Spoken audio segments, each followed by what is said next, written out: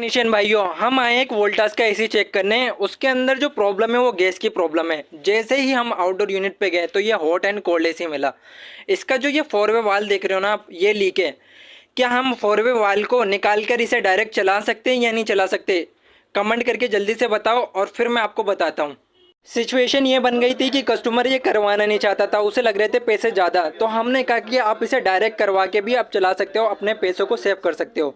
तो फिर हमने क्या करा, फोर वे वाल को निकाल कर इसे डायरेक्ट कर दिया। अब ये बिल्कुल ही मस्त चल रही है। बाकी आप लोग कमेंट करके अपनी एडवाइस ज़रूर देना।